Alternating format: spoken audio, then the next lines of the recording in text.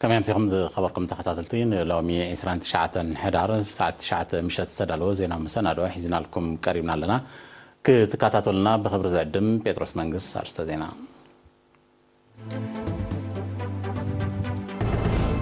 أب كتما فعبت أب كنكنا عدن هتسان زت كرة عودة زت تخايدو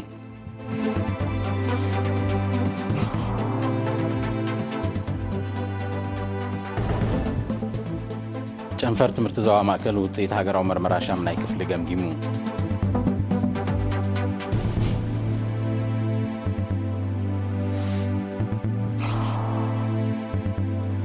በዓል መዝ መጓዓዝያ ምድሪ ብተሽከርከርቲ ዝፍጸም ጥሕሰት ሕጊ ንምቁፅጻር ዕቱብ ጻዕሪ የካይድ ኣሎ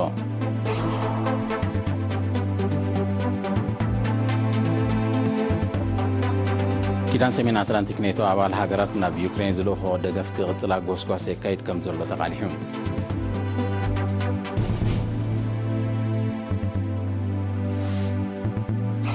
ኒጀር ንምግታእ ዘይሕጋውያን ስደተኛታት ብዝምልከት ምስ ኤውሮጳዊ ሕብረት ከቲማቶ ንፀንሐት ውዕል ሰሪዛቶ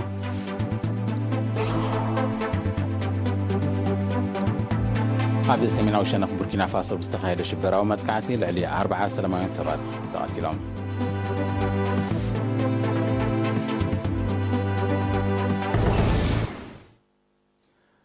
ኣብ ከተማ ፋዕበት ኩነታት ክንክን ኣደን ህፃንን ኣብ ሰለስተ ንኡስ ዘባታት ዘተኮረ ዓውደ ዘተተኻይዱ ወኪል ኤሪና ዑመር መሐመድ እድሪስ ንዘዳልዎ ዜናዊ ጸብጻብ ኣማኒኤል ገብራይ ኣብ ከተማ ኣፍዓበት ድሕነት ኣደን ህፃንን ውሕስነት መላእ ሕብረተሰብ ኣብ ዝብል ቴማ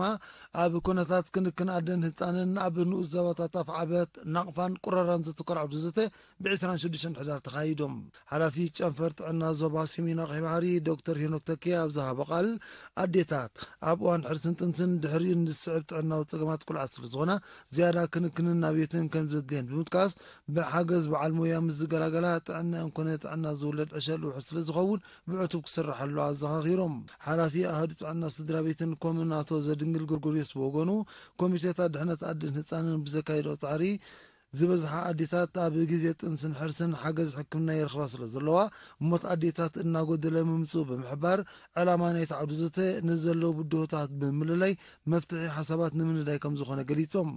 ኣደ ኣብ ግዜ ጥንሲ እንተወሓደ 8 ግዜ ሕክምናዊ ምርመራታት ክትገበር ከም ዝግባእ ዝተቐሰ ሓላፊ ፍርያምነት ስድራ ቤት ኣቶ ሙሳ ሕርስያን ድማ ኣብ ገዛ ካሓርሳ ዝፍትና ኣዴታት ንሂወተንን ሂወት ዕሸለንን ኣብ ሓደጋ ከም ዘእትዋ ምግንዛብ ኣገዳሲ ምዃኑ ኣብሪሆም ኣብቲ ዓውደ ዘተ ኣብ ኣፍዓበትን ናቕፋን ዘለዋ ኮሚቴታት ክንክን ኣደን ህፃንን ንዝለዓለ ሕክምና ንዝለኣኻ ነፍሲ ፁራት ብቁጠባ ኣብ ምሕጋዝ ህዝቢ ወዲብካ መፀበዪ ነፍሲ ፁራት ኣብ ምህናፅ ከምኡውን ነፍሲ ፁራት ስሩዕ ምርመራታት ክገብራን ኣብ ትካል ጥዕና ንሓርሳን ጎስጓስ ኣብ ምክያድ ንውጡፍ ተራ ስለ ዘለዎን ቁፅሪ ኣብ ገዘን ዝሓርሳ ኣዴታት ኣዝዩ ክጎድል እንከሎ ቁፅሪ ኩነታት ጥዕናን ዝካተላ ነፍሲ ፁራት ከም ዝወስኸ ተገሊፆም ኣብ መወዳእታ ተጋባቲ ፀገም መሳለጥያ መጓዓዝያን ፅርግያታትን ከምኡውን ረሓቕን ጉድለት ንቕሓትን ኣብ ግምት ብምእታው ሓድሽ መደባት ስራሕ ሓንፂፆም ዋና ዳይረክተር ክፍሊ ማሕበራዊ ኣገልግሎት ኣቶ ረዘነ ፍስሓ ኣብ ዝሃቦ መዛዘ ምቓል ቀጻልነት ሕብረተሰብ ንኽወሓስ ድሕነት ኣደን ህፃን ንምርግጋፅ መሰረታዊ ከም ዝኾነ ብምጥቃስ ነፍሲ ፁራት ሕክምናዊ ክትትል ምእንትን ክገብራን ኣብ ገዛ ምሕራስ ክውገድን ምእንትን ኣድላይ ስጉምታት ክውሰድ ኣተሓሳሲቦም ኮሚቴታት ድሕነት ኣደን ዕሸልን ኣብ ናቕፋ ኣብ 2016 ኣብ ኣፍዓበት ድማ ኣብ 2017 ከም ትመስርታ ይፍለጥ ጨንፈር ትምህርቲ ዞባ ማእከል ዝምልከቶም ኣካላትን ናይ ስራሕ መሻርክትን ናብ ዝተረኽብሉ ሎሚ ውፅኢት ሃገራዊ ምርመራ ሻምናይ ክፍሊ ገምጊሙ ጋዜጠኛ ሳሙኤል ሃብተ ሚካኤል ዘዳለዎ ትሕዝቶ ኣሎ ኣዲብ ዓብዱ ከቕርቦ እዩ ኣብ ዞባ ማእከል መጠን ምሕላፍ ተማሃሮ ኣብ ሃገራዊ ምርመራ ሻምናይ ክፍሊ ዓመተ ትምህርቲ 2022-2023 ልዕሊ 70 ሚእታዊት ምንባሩ ጨንፈር ትምህርቲ ሎሚ 29 ሕዳር ኣብ ዘካየዶ ገምጋም ተገሊጹ ሃገራዊ ምርመራ ሻምናይ ክፍሊ ናብ ካልኣይ ደረጃን ምስጋር ዝውሃብ መምዘሪ እኳ እንተኾነ እዚ መምዘን እዚ ኣብ ነፍሲ ወከፍ ዓመት ንተማሃሮ ጥራይ ዝግምግም ዘይኮነ ውፅኢት ተማሃሮ ውፅኢት ኣሰራርሓና ስለ ዝኾነ ናብ ክፍሊ ዝካየድ መስርሕ ምምሃር ምስትምሃር ንመጽሓፍና ንስርዓት ትምህርትና ንኣገባግባና ስርዓተ ምሕዛራና ዝፍትሽ ስለ ዝኾነ ካብዚ ብምብጋስ ኣብ ኩሉ መዳይ ዳህሳስ ምግባር ለውጢ ከነተኣታቱ ዝድርኽ ገምጋሚ ኣብቲ ጨንፈር ሓላፊ ምክትታል ሃገራዊ ምርመራ መምህር ሳምሶን ክብሮም ኣብ ዘቕረቦ ጸብጻብ ካብ 47 ኣባይተ ትምህርቲ ብድምር 15885 ተምሃሮ ክፍተኑ እንከለዉ 35.5% ደቂ ኣንስትዮ ዝርከቦም 11164 ከም ዝሓለፉ እዚ ድማ ካብቲ ናይ ዓመተ ትምህርቲ 2021-2022 መጠናዊ ምምሕያሽ ከም ዝረኣየ ኣብርሂቡ ኣብ ሚኒስትሪ ትምህርቲ ሓላፊ ምክትታል ሃገራዊ ምርመራ መምህር ሃብተ ኣስፋሃ ብወገኑ ብደረጃ ሃገርን ዞባታትን ብዛዕባ ዝተረኽበ ውፅኢትን ዝተመዝገበ ዕቤትን ዝምልከት ብኣሃዛት ዝተሰነየ መግለፂ ኣቕሪቡ ሓላፊ ጨንፈር ትምህርቲ መምህር በላይ ሃብተ ጋብር ነሪና ብዛሃቦ ሓበሬታ እቲ ገምጋም ትምህርቲ ብዓይነት ንምምሕያሽ ብደረጃ ዞባ ዝካየድ ጻዕርታት ንምዕዛዝ ኣገዳሲ ምዃኑ ብምጥቃስ ዘጋጥሙ ድኻማት ስለ ዝተለለዩ ንምፍዋሶም ዝሕግዝ ውጥን ተነዲፉ ስለ ዘሎ ኣብ መጻኢ ናይ 5.5 ሚእታዊት ዕቤት ንምዝጋብ ከም ዝስራሕ ኣረጋጊጹ 70 ካብ ሚእቲ ሕሊፍና ኣለና ንዝመጽእ ዘሎ ብውሕዱ 5.5 ዝያዳ ክንዲብ ኢልና ንሓስብ ነዚ ክንገብር ግን ስለዚ ንምነዮ ዘለና ዘይኮነ እቲ ድኻማት ዝረአ ዘሎ ብገጠር እዩ ተባሂሉ ኣብ ገጠር ግን ሕጂ እኹል መምሃራን ስለ ዘለውና ካብ ዓቐን ላዕሊ መምሃራን ኣለና መምሃራን እንኳን ኩሎም ኳሊፋይድ ዝኾኑ ብዲግሪ ዝተመረቑ ብዲፕሎማ ዝተመረቑ እዮም እሳቶም ከዓ ኩሎም ኣብ ገጠር ተመዲበን ዘለዋ ደቂ ኣንስትዮ ምዃነን ከዓ እቲ ዝበለፀ ውፅኢት ዘለዎ እዩ እቲ ዕላማ ገምጋምና ግን ድኻማትና ኣለለይና ንዝለዓለ ውፅኢት ንምስራሕ እንታይ ክንገብር ኣለና ንምልላ እዩ ተሳተፍቲ ብቲ ዝቐረበ ጸብጻብ ምርኩስ ምግባር ነዘተብ ዝቐረበ ነጥብታት ድሕሪ ዘካየድዎ ክትዕ ንውፅኢት ሃገራዊ ምርመራ ብቐጥታን ብተዘዋዋርን ዝጸሉ ዘሎ ብድሆታት ብግቡእ ተጸኒዑ ከከም ቀዳምነታቱ ፍታሕ ክናድየሉ ውህደት ምምሕዳራዊ መዋቕር ኣባይተ ትምህርቲ ብዝግባእ ክስራሓሉ ዝረኣዩ ጉድለታት ቁልጡፍ ኣራሚ ስጉምቲ ክውሰዶም ኣገባብ ኣመሃራ ንኹልንትናዊ ብቕዓት ተማሃራይ ዘጐልብት ክኸውን ከምኡውን ኣብ ምሕባር ውፅኢት ዘሎ ምድንጓያት ክእረም ተላብዮም ነፍሲ ወከፍ ቤት ትምህርቲ እንታይ ትመስል ነፍሲ ወከፍ ንእዞባ እንታይ ትመስል ክንደይ ኣምፅያ እንታይ ተሪፍዋ እንታይ ክኸውን ነይርዎ ጸገማታን ብልጫታታን እያ ክገልጽ ኣርፊደን ስለዚ እዚ ነቲ ተሳታፋይ ኣብቲ ስራሕ ዘሎ ብሓላፍነት ዝሕተት ዳይሬክተር በሎ መምህር በሎ ብምሉእ ክሳብ ዞባ ንእዞባ ዓብዪ ስእሊ ስለ ዝህበና ኣገዳስነቱ ልዑል እዩ ቀጻሊ ምዕባለ ዝሓትት ቀጻሊ ሕቶታት ዝሓትት ስለ ዝኾነ እዚ ብዘይ ዕረፍቲ ክትሰርሓሉ ዘለካ ጉዳይ ስለ ዝኾነ እዚ ከዓ ኣብ መዓልታዊ ስራሕና ኣብ ሴሚስተር በሎ ኣብ ወርሓዊ ኣኼባና በሎ ነዚ ከይጠቐስና ንሓልፈሉ ኩነታት የለን ግን ትምህርቲ ኩሉ ግዜ ናይ ብዙሓት ረቋሒታት ውፅኢት እዩ ካብ ገዛ ካብ ቤት ትምህርቲ ንዞባ ዞባ ብምሉእ እሲ ፍላይ ስድራ ቤት እዚ ኩሉ ሓታትነት ስለ ዘለዎ ምምሕዳር ከባቢ ከይተረፈ ኣብ ትምህርቲ ምምስትምሃር መዓታራ ስለ ዘለዎም ናይ ኩሉ ረቋሒታት ሕቶ እዩ እቲ ቀንዲ እቲ ጽቡቕ ከምታይ ተበግሹ ጽቡቕ ኮይኑ እቲ ሕማቕካ ከምታይ ተበግሹ ሓሚቑ ንዝብል እዩ ዋላ እውን ኣብ ገጠርን ኣብ ከተማን ፍልልይ ይሃሉ እቲ ናይ ገዛ እርሱ እቲ ኣተሓሕዛን እቲ ከባብን ክግበር ዘሎ ንኩሉ ኣብዚ ተኣኪቡ ዘሎ ብምሉእ እቲ ድምልከቶ ኣካል ብምምሕዳር ይኹን ብወላዲ ይኹን ብመምህር ይኹን ብሓላፍነት ኣብ ቤት ጽሕፈት ዘሎ ስለ ዝኾነ ኩሉ እዚ ዘሎ ከዓ ዕዮ ገዝኡ ሓላፍነቱ ሕጁ እቲ ክገብሮ ዝግብኦ ክገብሮ ዝኽእል ዝእምት ስለ ዝኾነ በዚ ኣነ ብሉፅ ኢለ ረኺበ ኣለኹ እየ ድብል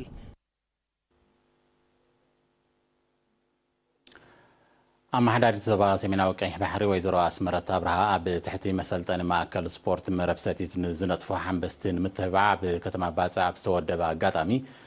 ንብሉፃት ስፖርታውያን ምትብባዕ ሓላፍነት ኩሉ ዜጋ ምዃኑ ገሊፃ ኣብቲ ብ28 ሕዳር ዝተኻየደ ስነ ስርዓት ወይዘሮ ኣስመረት ኤርትራ ኣብ ውድድራት ቅድድም ብሽክለታን ኣትሌቲክስን ብደረጃ ኣህጉርን ዓለምን ተመዝግቦ ዘላ ገስጋስ መርኣያ ከም ዝሰርቱ ስፖርታዊ ንጥፈታት ከም ዝኾነ ብምግላጽ ኣብ ምሕንባስ እውን ተወዳዳሪት ክትከውን ዘሎ ተኽእሎ ልዑል ምዃኑ ኣብ ዝሓለፈ ቅነ ኣብ ሩዋንዳ ንዝተመዝገበ ዓወት ብምጥቃስ ሓቢራ ሓላፊት ክፍሊ ባህልን ስፖርትን ወይዘሮ ዘይነብ ዑመር ብወገና ንስፖርታውያን ዝግበር ምትብባዕ ውፅኢቱ ዝምስገን ስለ ዝኾነ ክድፋኣሉ ብምዝኽኻር ምሕንባስ ኣብ ከተማ ባፅዕ ጥራይ ከይተሓፅረ ኣብ ኩሉ ገማግም ባሕሪ ዘለዎ ከባቢታት ብዕቱብ ክስራሓሉ ኣዘኻኺራ ኣካየደ ስራሕ መሰልጠኒ ማእከል ስፖርት መረብ ሰቲት ኣቶ ተወልደ ብርሃን ተስፋ ጋብር ድማ ምትብባዕ ስፖርታውያን ኣገዳሲ ስለ ዝኾነ ቀጻልነቱ ንምውሓስ ኩሉ ኣካል ሕብረተሰብ እጃሙ ከበርክት ፀዊዑ ኣብ 1997 ዝተመስረተ መሰልጠኒ ማእከል ስፖርት መረብ ሰቲት ኣብ ኣትሌቲክስ ኩዕሶ እግርን ምሕንባስን ይነጥፍ በዓል መዚ መጓዓዝያ ምድሪ ብተሽከርከርቲ ዝፍጸም ጥሕሰት ሕጊ ንምጉዳል ዕቱብ ጻዕሪ የካይድ ከም ዘሎ ገሊጹ ወኪል ኤርና ዮናታን ይዕብዮ ብመልክዕ ጸብጻብ ዘዳለዎ ትሕዝቶ ኣሎ ኻልድ መሐመድ ብርሃን ከቕርቦ እዩ ጨንፈር ምቁጽጻርን ድሕነትን በዓል መዚ መጓዓዝያ ምድሪ ብወነንትን መራሕትን ተሽከርከርቲ ዝረአን እናናህረ ዝመጽእ ዘሎን ጥሕሰት ሕጊ ንምቁጽጻር ዕቱብ ጻዕሪ የካይድ ከም ዘሎ ገሊጾም ዳይረክተር ናይቲ ጨንፈር ኣቶ በየነ ተስፋ ማርያም ንኤሪና ብዝሃቦ ሓበሬታ ኣብ ቀዳሞት 9 ኣዋርሕ ናይ 2023 ምስ ተመሳሳሊ ግዜ ናይ 2022 ብምንጽጻር ቁጽሪ ኣብ ዘይመዓልአን ዝወዓላ ብዘይ ፍቓድ ሞተር ዝቐየራ ታርጋ ዘጥፍኣ ከምኡውን ዓመታዊ ምርመራ ዘይገበራት ተሽከርከርቲ ካብ 13 ሚእታዊት ክሳዕ 180 ሚእታዊት ወሰኽ ከም ዝረአየ ኣብሪሁም ብሓፈሻ ኣብዚ ጥሕሰት ሕጊ መጓዓዝያ ዝተሳተፋ ተሽከርከርቲ 774 ኮድ 1 ዝርከብን 988 ከም ዝኾና ብዝሒ ዝተፈጸመ በደላት ድማ 1136 ምዃኑ ዝጠቐሰ ኣቶ በየነ ካብተን ኣብ 2022 ብተመሳሳሊ ጥሕሰት ዝተኸሳ ብ44 ሚእታዊት ከም ዝያዳ ብምሕባር ብድምር 15 ሚልዮን ናኣፋ ከም ዝተቐጽ ኣፍሊጡ ብድምር ክልእኽሎ እቲ ጉድለታት ኣብ ኮድ 1 774 ነይሩ እዚ ብገንዘብ መቕጻዕቲ 3,992,669 ተቐጺዐን ምስ ዝሓለፈ ዓመት ክነጻጸር ኩሎ ብ56 ሚእታዊት ዕቤት ኣርኢ ኣሎ ብድምር ኣብዚ 9 ወርሒ 988 ማከይንቲ ኸይስተን 1,136 በደላት ፍጺመን ብግዜ 1,149 ወርሒ ተቐጺዐን ብገንዘብ 4.9 ሚልዮን ተቐጺዐን ኣለዋ ምስ ዝሓለፈ ዓመት ክነጻጸር ከሎ ብ44 ሚእታዊት ዕቤት ኣርኢ ኣሎ ካብ ወርሒ ጥሪ ክሳዕ ወርሒ መስከረም 2023 ብኽፍሊት ህዝቢ ኣብ ምምልላስ ዝተሳተፋ ኮድ 1 መካይን 368 ከም ዝተኸሳን ብድምር 1.9 ሚልዮን ናኣፋ ከም ዝተቐጽዓን ብምንጻር ቁጽረን ካብ ተመሳሳሊ ግዜ ናይ 2022 ብ180 ሚእታዊት ከም ዝዓበየ ኣነጺሮም ኮድ 1 ዘናይ ብሕቲ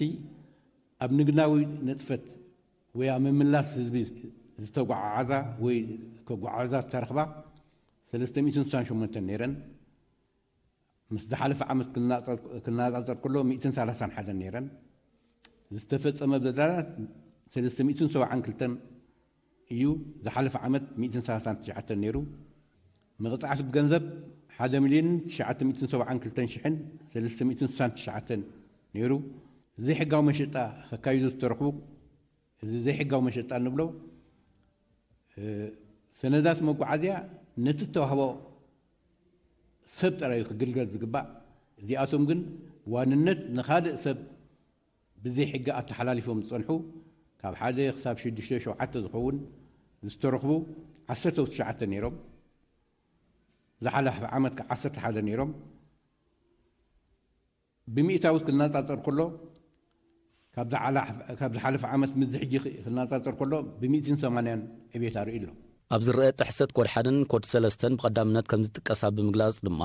ዝያዳ ታሪፍ ዘኽፈላ ሱሳ ታክሲ እውን ነፍሲ ወከፈን 5,000 ናኣፋ ብድምር 300,000 ናኣፋ ገንዘባዊ መቕጻዕቲ ከምኡውን ንሓደ ወርሒ ታርጋ ምውራድ ከም ዝተበየነለን ኣረዲዮም ኣብ መወዳእታ ኣቶ በየነ ወነንትን መምህራንን ኣብያተ ትምህርቲ ምምራሕ መኪና ዝህቦ ስልጠና ኪኖ መኽሰብ ብግዜን ፍልጠትን ዝተለክዐ ክኸውን ተላብዮም ሓንቲ ናይ ገዛ መኪና ካብ 1 ናብ 1 ምስ ተሸጠት ብውዕል ትሽየጥ ናይ ምስጋር ናይ ዋንነት ከዓ እቲ ናይ መንግስቲ ቀረጽ 4% ከፊላ ክትተሓላለፍ ግባእ እንተኾነ እቲ ኣብ ስሙድ የሰጋገደ ሰብ ንሳልሳይ ኣካል ሸይጥ እቲ ሳልሳይ ኣካል ከዓ ንራብዓይ ኣካል ሸይጥ እቲ ራብዓይ ከዓ ንሓምሻይ ንሻድሻይ እንዳለ ዘይሕጋዊ መስርሕ ኸይድ እዚ ዘይሕጋዊ መሸጣ እዚ በደላት ፈጺሞም ወይ ግጭት ኣጋጢሞም እቲ ዋና ምጽኣዮም ዝተባሃሉ እቲ ቀዳማይ ዋና ማኪናን እቲ ሒዝዋ ዘሎን ክልቲኦም ኣይፋለጡን እዮም ወይ እቲ ዋና ማኪና ብመገሻ ካብ ሃገር ወፃ ይኸውን ወይ ኣብ ካልእ ጉዳይ ይኸውን ክረኽቦው እንደይክእሉ ይኾኑ በዚ ምኽንያት ብዙሓት ተሽከርከርቲ ሰሌዳ ውሪደን ኣብዚ ቤት ፅሕፍና ዋናታተን እንደይመፅወን ማከይን ደው ዝበላ ብብዝሒ ኣለዋ ኩሎም ተጠቀምቲ ሕጋዊ ኣማሊኦም ዋንነቶም ከረጋግጡ በቲ ሕጊ ዝፈቕዶ ክእዘዙ ከስተውዕሉን ይግባእ ጨንፈር ምቁጽጻርን ድሕነትን በዓል መዚ መጓዓዝያ ምድሪ ትሕተት ሕጊ ንዝፍጽማ ተሽከርከርቲ ምቁጽጻርን ኣፍልጦ ተጠቀምቲ ጽርግያ ክብኣ ምባልን ይነጥፍ أب سوا لبدا HIV AIDS نمكتا أب زجبر عالم أو تمرت حلفنا تو قديتنا نلعب بزبل تيما كاب إسراء كسب إسراء سلسلة حدار نتمهارو بيتمرت ورساي كالو تعنا واستمرتو هايبون إذا استمروا أب تنقطعات الجواب مكل خالن صعبيناتن HIV AIDS عصو TV كومون ولفتات شجارات تنباخون الكل أو مستنزة كورينيروم أب هوسبيتال سوا حلافي جنفر وشتاو حمامات كابتن عند برهان تسوى ميكائيل حمام عصو بزملكات أبزها وحبريتا كابتن أب عالمنا زلوا أزيوم حدقنياتاتن قتلتن حمامات مخان بمتكاس زي كم بزحتهم كالوت حمامات جنا إتي زجبات إنقاقن ميلاتات مكل خالن مزجبر بقليلو أب تحت قطر كاتو كم زخل أبريهم أب منستر تعنا كاب بيت صحفات مكوصار حمام HIV AIDS أتو برهانة جبر يسوس بوغنون مكل خالن مكوصارن عباي سعالن HIV AIDS نعملكيتو أبزها واستمرو أب إيرترا سالا نبر رخز متن نقحات حبرة تسب متن ملكفتين نانقول قولة كم زمتن ملو بملو نمو قاردما يسرح كم زلو عرديون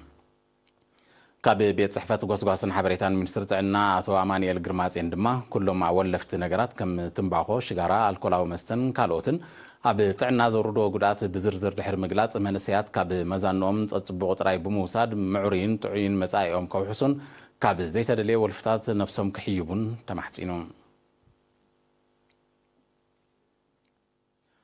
زينا مسواتي أبال كفل سراوي سوسان 4 قديم تقارلاي ميجر برهان ولد قرقش تقبارو بزحادر حمام بعسران شمونتن حدار أب مبل 7 شمونتن عامة عدمي تسويون أبو ورحيت الريش عند شعات 270 حموشتن أب مسارع حزبه وحالتات حرنة إيرتراس تسلفة تقارلاي برهانة أب وان حرنة وقالسي أب تواقع سراويت حالا صورة ستاف كتبان ممهرن دحرنا تندما أب مخبار لألاونتن مدبات هنصت هاجرن هزبون هاجرن متوفاين زقلقلة حربنيين ميجر برهانة ولد قريش بعد حدارن أبو حموشته ولداتنيو سنة سرعة قبر دما تمالي 20 شمونتن حدار أب مكان مقابر حربنياتات من دفرات فتسيمون كفل سراي سوسان 4 بمسواتي قديم تقارلاي ميجر برهانة ولد قريش تقباروس تسمع مرير حازن ناقلتة نسدرا بيتون مقالستون تنعتي منا زي قتل هاوقراو زينا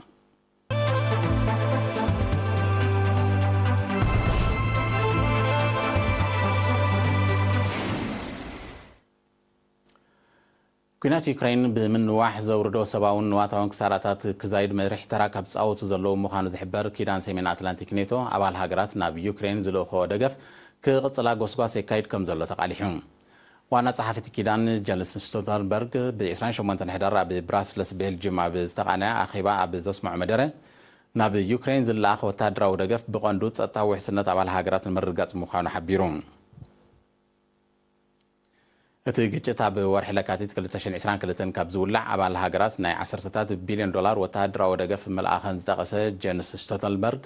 نتي دقف ناي مقصال حلفنت كم زلونا نصيرون እዚ بوانا صحافي نيتو ዝተዋሃበ መግለጺ በቲ ኩናት ዝወርድ ዘሎ ሰብአውን ዋታውን ክሳራታት ኣብ ግምት ዘእቶ ብምዃኑ ኔቶን ዘለዎን ናይ ምስፍሕፋሕ ጥሙሕ ክውን ንምግባር ንዩክሬንን ህዝባን ገንሸል ክገብሩ ማንቂሉ ከም ዘሎ ምስቲ ዞባ ቅርበት ዘለዎም ወገናት ሓቢሮም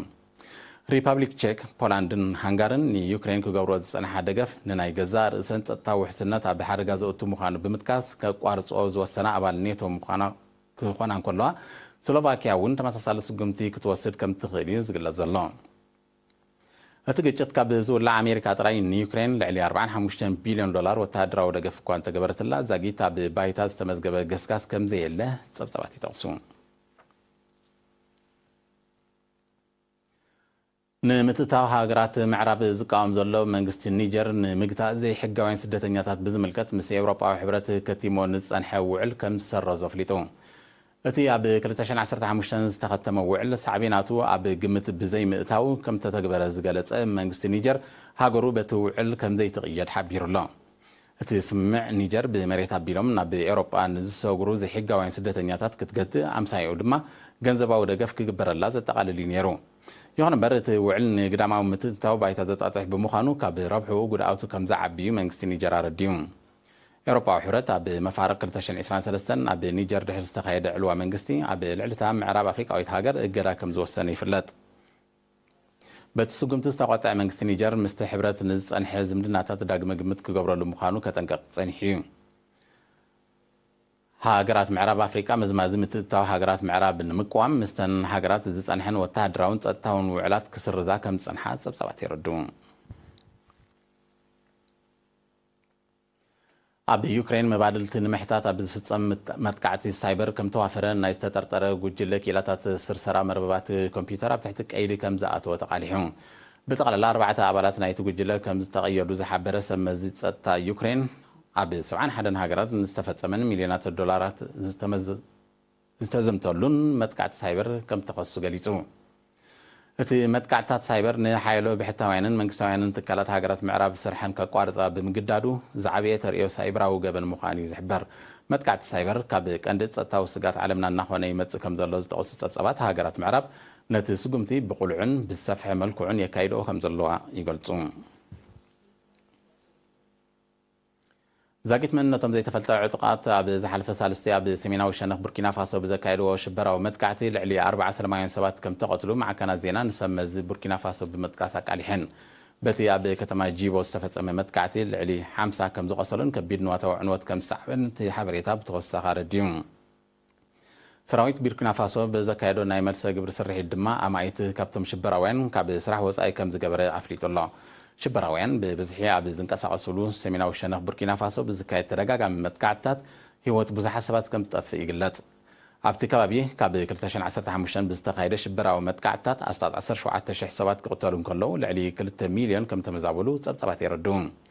ኣብ ሃገራት ዞባ ምዕራብ ኣፍሪካ ዝካየድ ዘሎ ሽበራዊ መጥቃዕትታት ሳዕቤናት ግዳማዊ ወተሃደራዊ ምትእትታው ምዃኑ ናይ ቀረባ ተዓዘብቲ ይጠቕሱ ن17 መዓልታት ብፍርስራስ ህንፃ ተደብዮም ዝጸንሑ 41 ሰራሕተኛታት ህንዲ ብ28 ሕዳር ብሂወት ከም ዝወፁ መንግስቲ ህንዲ ሓቢሩ በዚ ድማ ነቶም ግዳያት ንምድሓን ክካየድ ዝጸንሐ ኣህጉራውያን ኪላታት ዝተሳተፎ ስርሒት ብዓወት ከም ተዛዘመ ቀዳማይ ሚኒስተር ናሬንድራ ሞዲ ፍሊጡ ምድሓን ናይዞም ግዳያት ንጻዕሪ መላእ ህዝቢ ህንዲ ብሓፈሻ ንናይ ሰራሕተኛታት ምድሓን ሂወት ድማ ብፍላይ ዘመልክት ከም ዝኾነ ብተወሳኺ ኣረድዩ እቶም ካብ 12 ጥቅምቲ ዝተደብዩ ሰራሕተኛታት ህንፃ ብውሕድ ዓቐን መሰረታዊ ጠለባት እናረኸቡ ንልዕሊ 2 ሰሙን ከም ዝጸንሑ ተፈሊጡ ኣብ ጃፓን ኣብ ጉዕዞ ዝነበረት ዋንነት ሓይሊ ኣየር ኣሜሪካ ዝኾነት ነፋሪት ሎሚ 29 ሕዳር ወዲቓ ብምሕምሻሻ ሰብኣዊ ክሳራታት ከም ዝወረደ ማዕከናት ዜና ቃሊሐን በቲ ዛጊት ጠንቁ ዘይተነፀረ ሓደጋ ተሳፊሮማ ካብ ዝነበሩ ብውሕዱ 6 ኣባላት ሰራዊት ኣሜሪካ ሞይቶም ክኾኑ ከም ዝኽእሉ ይእመት ኣሎ ቤት ጽሕፈት ምክልኻል ኣሜሪካ ብዘውፅኦ መግለጺ ሓደ ሬሳን ፍንጭልጫል ኣካላት ዝተሓምሸሸት ነፋሪትን ከም ተረኽበ ገሊጹ ኣሎ ብ27 ሕዳር ኣብ ኣውስትራልያ ኣብ ወተሃደራዊ ልምምድ ዝነበረት ሄሊኮፕተር ኣሜሪካ ወዲቓ ድሕሪ ምሕምሻሻ 3 ኣባላት ሰራዊት ኣሜሪካ ከም ተቐትሉ ጸብጻባት ይጠቕሱ ኣብ ጃፓን ተደኪኑ ኣብ ዝርከብ ማዓስከራት ኣሜሪካ ልዕሊ 50,000 ኣባላት ሰራዊት ዓስኪሮም ከም ዘለዉ ጸብጻባት የነጽኑ ዝኸበርኩም ተኸታተልቲ ዜና ንምፍጻም ኣርስታቱ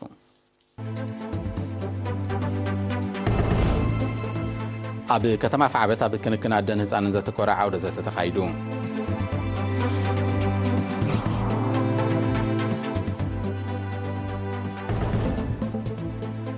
ጨንፈር ትምህርቲ ዞባ ማእከል ውፅኢት ሃገራዊ ምርመራ ሻምናይ ክፍሊ ገምጊሙ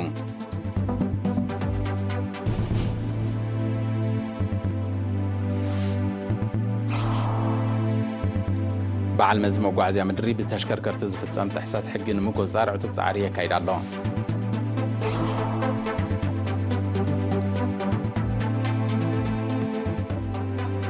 ኪዳን ሰሜን አትላንቲክ ኔቶ አባል ሃገራት ናብ ዩክሬን ዝለኾ ደገፍ ክቕጽላ ጎስጓስ የካይድ ከም ዘሎ ተቃሊሑ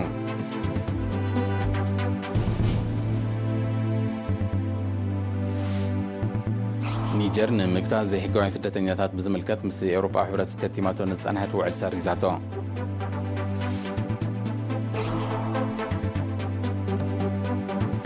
ኣብ ሰሜናዊ ሸነኽ ቡርኪና ፋሶ ብዝተኻየደ ሽበራዊ መጥቃዕቲ ልዕሊ 40 ሰባት ተቐቲሎም